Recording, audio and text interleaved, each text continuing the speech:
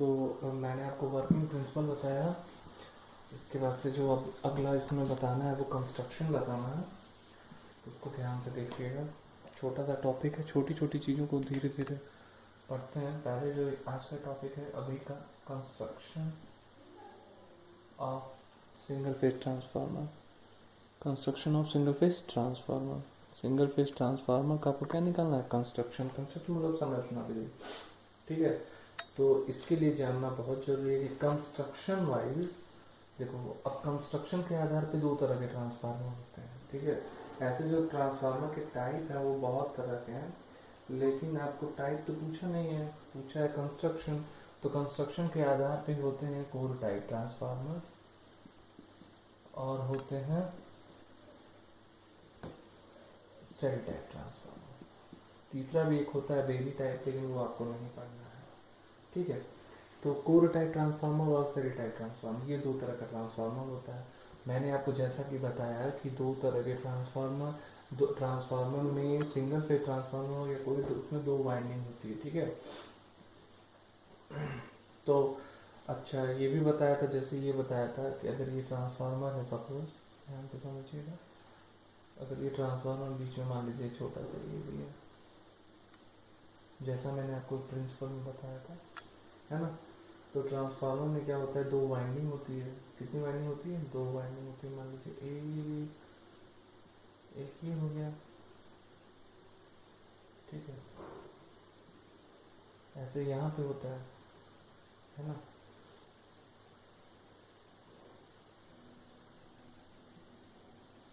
दो वाइंडिंग होती है ट्रांसफार्मर में, प्राइमरी और सेकेंडरी, दो वाइंडिंग होती है। और ये किस पे लगी होती है? कोर पे लगी होती है। ये क्या होता है? कोर होता है। यही तो कंस्ट्रक्शन आपको बताना है। ये है प्राइमरी और ये है सेकेंडरी, और दोनों एक्चुअल में है क्या? वाइंडिंग है, ठीक है। और जो कोर होता है, जैसे कि आप देखोगे ट्रांसफार्मर, तो ये पतला पतला, ये जो है बहुत सारा ऐसे ऐसे प्लेट बना होगा, बहुत सारा ऐसे ऐसे प्लेट में बना होगा, ठीक है। ऐसे ऐसे बहुत सारा, तो ये थीन प्लेट का बना होता है बेसिकली। और इसको जो होते हैं, अब ये जान लीजिए कि ये बहुत सारा पतला पतला जो होता है उन्हीं का इकट्ठा होता है, लट्ठा मतलब पूरा कलेक्शन होता है, जिसके ऊपर स्टील का लेमिनेशन होता है जंग से बचाने के लिए। किसका लेमिनेशन होता है? स्टील का लेमिनेशन होता है, ठीक है।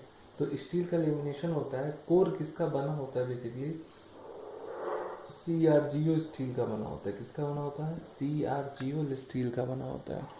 अब ये जानो CRGO स्टील क्या होता है। CRGO स्टील जो होता है वो होता है carbon rolled grain oriented steel. क्या होता है?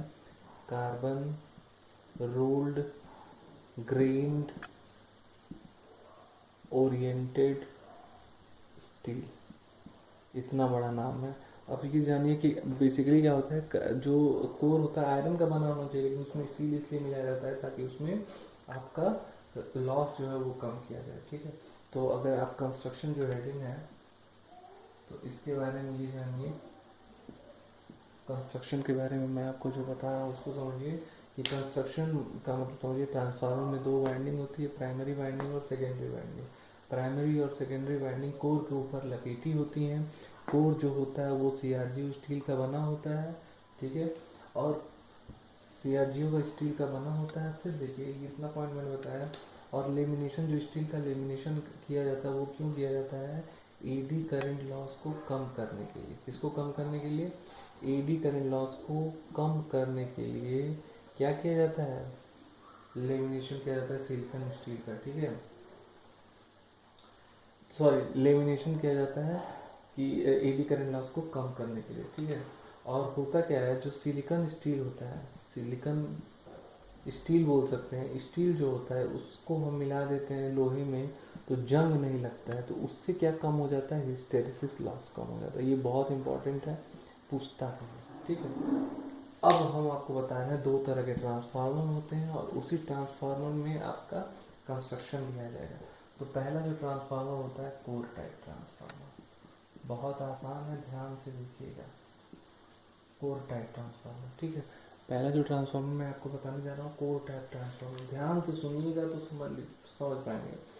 मैं आपको बता रहा हूँ in core type transformer winding surround a considerable part of the core. फिर से देखिए, मैं इसको लिख रहा हूँ और इसको समझिएगा। In core type transformer windings surround a considerable part of core. मैं इसको समझा रहा हूँ, इसका मतलब क्या हुआ। Winding surround a considerable part of the core, कहने का मतलब यह है कोर टाइप ट्रांसफार्मर में जो वाइंडिंग होती है वह कोर के कुछ भाग के चारों तरफ होती है। ठीक है, अब कोर कैसा होता है ये समझिए। जैसे मान लीजिए ये है आपका कोर, ध्यान से समझिएगा, ये है आपका कोर। ठीक है, तो कोर के कुछ भाग, मान लीजिए इधर वाइंडिंग को हम बता रहे हैं कैसे। एक्चुअली वाइंडिंग कैसे होता है, किस तरह लपेटा होता है ये समझिएगा। ये हो गया ऐसे, ये भी सीधा ही है। फिर ऐसे इधर भी बना देते हैं। तो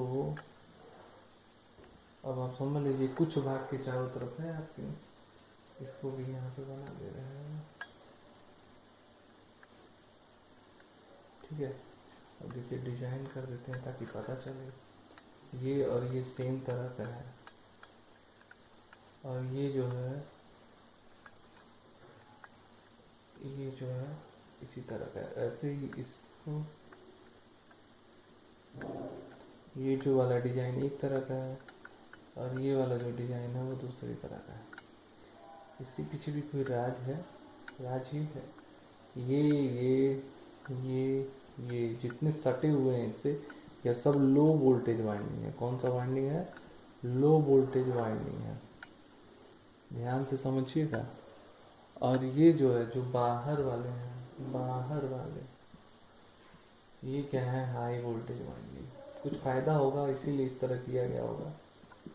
ठीक है, और इसमें जो रास्ता है फ्लक्स का, ऐसे ऐसे ऐसे फ्लक्स, आपको पता है कोर के रास्ते फ्लक्स बहती है, तो ये है फाई। पॉइंट मैं बोल रहा हूँ समझिए। पहले तो क्या होता है, कोर टाइप ट्रांसफार्मर में वाइंडिंग जो होती है वह कोर के कुछ भाग के चारों तरफ होती है। ठीक है, और कोर में क्या होता है, दो लिम्ब होते हैं। ठीक है, और जो हॉरिजॉन्टल पोर्शन होता है, दो लिम्ब होते हैं, और हॉरिजॉन्टल पोर्शन को हम क्या बोलते हैं? योक बोलते हैं। ठीक है, मतलब ये जो पोर्शन है इसको हम बोलेंगे योक, और ये जो वर्टिकल पोर्शन है इसको हम क्या बोलेंगे? लिम्ब बोलते हैं। ठीक है, इतना तो समझ गया। अब ये जानिए कि आधी आधी वाइंडिंग, आधा वाइंडिंग इधर है, आधा वाइंडिंग इधर है। आधी आधी वाइंडिंग जो है वह दोनों साइड, हर ट्रांसफार्मर के लेग के कुछ भाग की तरफ होती है। ठीक है, लो वोल्टेज वाइंडिंग जो है, लो वोल्टेज वाइंडिंग जो है वह कहाँ होती है? कोर के नज़दीक होती है। ठीक है, इसका फायदा क्या होता है कि इंसुलेशन, अगर ये यहाँ पे लग जाएगा तो इतना दूर का इंसुलेशन आपकी बचत हो जाती है। ऐसा क्यों किया जाता है? लो वोल्टेज वाइंडिंग को कोर के नज़दीक इसलिए रखते हैं ताकि इंसुलेशन की बचत हो सके। ठीक है, इतना समझ में आ गया होगा। और देखिए इसमें और फायदे हैं, जैसे मैंने आपको बताया। और कोर टाइप ट्रांसफार्मर में जो फ्लक्स होता है वो सिर्फ एक रास्ता तय करता है। ठीक है, इसमें जो क्वाइल यूज करते हैं उस क्वाइल का नाम होता है कंसेंट्रिक क्वाइल। इतना चीज मैंने आपको बता दिया है, इतनी पॉइंट बता दी है। अगर आपको याद हो पाए तो बहुत बेटर है। मैंने आपको इतनी चीज बता दी। बेसिकली कितनी चीज बताई है कि इसमें क्या होता है, कंसेंट्रिक कॉइल यूज होता है, लो वोल्टेज वाइंडिंग को कोर के नज़दीक में लगाया जाता है जिससे इंसुलेशन में बचत हो पाए। इंसुलेशन का मतलब जो इतना एरिया है पूरा इंसुलेशन होता है, इतने एरिया में आपको अलग से कुछ लगाने की जरूरत नहीं है। फिर से बताऊं, कोर टाइप ट्रांसजेशन नाम अलग। कोर टाइप में क्या होगा, कोर ये है, उसके कुछ भाग के चारों तरफ क्या है? वाइंडिंग से रखा हुआ है। ठीक है, तो इतना चीज मैंने आपको बता दिया। अब इतना चीज़ अगर हमने बता दिया तो आप इसको लिख भी लीजिए, नोट्स आपको बनाना ही पड़ेगा। फिर से समझ लीजिए, कोर टाइप ट्रांसफार्मर वो ट्रांसफार्मर होता है जिसमें वाइंडिंग्स कोर के कुछ भाग के चारों तरफ होती है। कोर टाइप ट्रांसफार्मर में फ्लक्स का सिर्फ एक ही रास्ता होता है। कोर टाइप ट्रांसफार्मर का जो हॉरिजॉन्टल पोर्शन होता है, हॉरिजॉन्टल पोर्शन होता है उसे योक कहते हैं, और जो वर्टिकल पोर्शन होता है उसे लिम्ब या लेग बोलते हैं, पैर बोलते हैं। ठीक है, और जो फ्लक्स होता है या जो वाइंडिंग होती है वह प्रत्येक पैर में आधा आधा होती है, आधा वाइंडिंग इधर आधा वाइंडिंग इधर। जो लो वोल्टेज वाइंडिंग होती है वह कोर के पास नज़दीक में लगाई जाती है ताकि इंसुलेशन की बचत हो सके। इसमें कौन सा कॉइल यूज़ करते हैं? कंसेंट्रिक कॉइल यूज़ करते हैं। इतना सारा मैंने आपको बताया, ठीक है। नेक्स्ट जो है, इसी में जितना मैंने आपको पढ़ाया बस इतना ही अगर आप पढ़ेंगे तो आपको कोई दिक्कत नहीं होगी। अब अगला है सेल टाइप ट्रांसफार्मर। जैसे कोर टाइप ट्रांसफार्मर मैंने बताया था, उसी का उल्टा लिखना है। क्या उल्टा लिखना है देखिएगा, जहाँ कोर लिखे हैं उसके यहाँ पे हम क्या लिखेंगे? सेल। इन सेल टाइप ट्रांसफार्मर, अब वहाँ था winding surround A considerable part of the core, और वाइंडिंग की जगह आप लिखोगे core. Core surround A considerable part of winding. इसका मतलब आप समझ गए होंगे कि वाइंडिंग के कुछ भाग के चारों तरफ कोर होता है। अब देखिए कैसे होता है, ये बड़ा जरूरी है जानना। जैसे मान लिया यहाँ पे और वहाँ पे क्या होता था, आधे आधे पोर्शन की वाइंडिंग होती है, तो आधे आधे पोर्शन की वाइंडिंग यहाँ दिखा दी गई, एक यहाँ है और एक यहाँ है, ठीक है। वैसे ही अलग अलग। अब देखिए अगर ऐसे है तो इसको ऐसे दिखा देते हैं, आधा आधा कर देते हैं, ठीक है। और ये वाला बराबर ही समझिएगा, फिर ये वाला, फिर ये वाला, फिर ये वाला, ठीक है। अब इसको मैं ऐसे अलग दिखाता हूँ, ये भी अलग हो गया, तो ये भी अलग हो गया, ये भी अलग हो गया, ठीक है। इसका मतलब ये है LV HV LV HV, low voltage high voltage. ऐसे यहाँ भी LV HV LV HV, ये है वाइंडिंग, ठीक है। अब देखिए ये है एक वाइंडिंग, इसका एक फ्लक्स मान लीजिए, ये वाइंडिंग है, इसका फ्लक्स मान लीजिए, और इसके चारों तरफ क्या होगा? कोर होगा। यही तो मैंने बताया था आपको कि वाइंडिंग के कुछ भाग के चारों तरफ क्या होता है? कोर होता है, ठीक है। लेकिन इसमें देखिए फ्लक्स के दो रास्ते हो जा रहे हैं, एक 5/2 ये है, एक 5/2 ये है। वहाँ पे एक ही था लेकिन फ्लक्स 5 आ रहा था, यहाँ पे दो रास्ते हैं और फ्लक्स कितना आ रहा है? 5/2 फ्लक्स इतना ही आ रहा है, ठीक है। तो सेल टाइप ट्रांसफार्मर में क्या होता है? Core surround a considerable part of the winding, ठीक। अब इसमें देखिए कि जो होता है कि लो वोल्टेज और हाई वोल्टेज, देखिए लो हाई, तो लो वोल्टेज वाइंडिंग और हाई वोल्टेज वाइंडिंग एक दूसरे के ऊपर नीचे होते हैं। जैसे जैसे आपने सैंडविच अगर खाया होगा तो उसमें दोनों तरफ पाव होता है, बीच में टमाटर होता है, प्याज होता है, पनीर होता है, आलू का वो होता है, ठीक है।